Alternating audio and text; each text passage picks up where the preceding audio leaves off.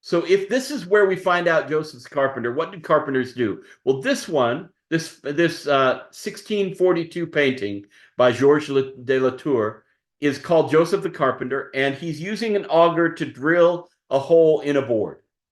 That seems very carpenterish to us. But there weren't that many boards to be had in Jesus's day and place. It's kind of rocky terrain. And so the word tectone doesn't just describe somebody who pounds nails into boards or does auger work. It also describes builders generally, which was often done, as you know, in ancient worlds. It's why we still have some of the things they built, often done with stone. So it may be that Joseph was a woodworker. It may be that he was a builder of stone buildings. We know that at the time, and this is the article I had you read if you had the time to prepare, but we know that a city very near where Jesus grew up in Nazareth, where Joseph did his trade in Nazareth, a city very near it, a walk away, not a long walk away, is Sepphoris. Sepphoris is, as you can see on the map here, Sepphoris is just north of Nazareth, and it's much less than a day's walk. Do you see it in red there?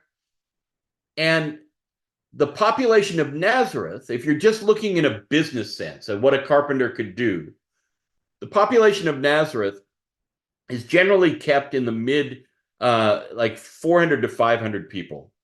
Ancient populations are notoriously hard to guess, so sometimes the range goes wider on one side or the other, but it's clearly a small town. From the ruins and things that we have, Nazareth's footprint is small, and we know there were small town businesses. There are ways that people triangulate to get to these estimates. Nazareth is a small town. Sepphoris, notice the wide range of possible populations. 2,000 up to 8,500. And of course, there are others who go wild either one way or the other. It's probably somewhere in the middle of that, maybe 5,000 or 6,000.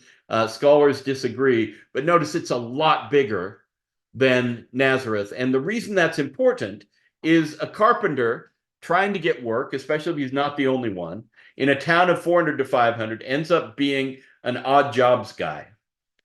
But in the town nearby in Sepphoris, Herod Antipas, we know, he was undertaking a big building project in Sepphoris, so that we have there ruins and remains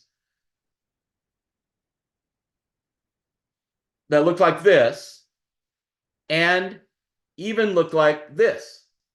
There was a theater built at the time in the first century, begun a Roman theater built that then gets, of course, kind of refurbished or filled in by archaeologists and looks like this. But you can tell this is a bigger town and it has more projects going on. It's very likely that Jesus's world growing up was influenced by Joseph's trade, and Joseph's trade would have put a magnet in the city of Sepphoris. He would have found work there more easily. And so when you think about Jesus growing up in little Nazareth with 400 people, you know all their names.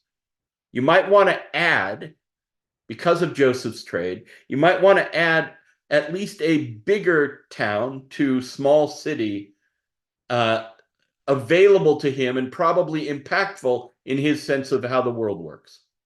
So as you imagine Jesus, don't just imagine tiny Nazareth for everything he ever knows. He likely went and eventually worked with his father in Sepphoris, which was a different kind of place than Nazareth.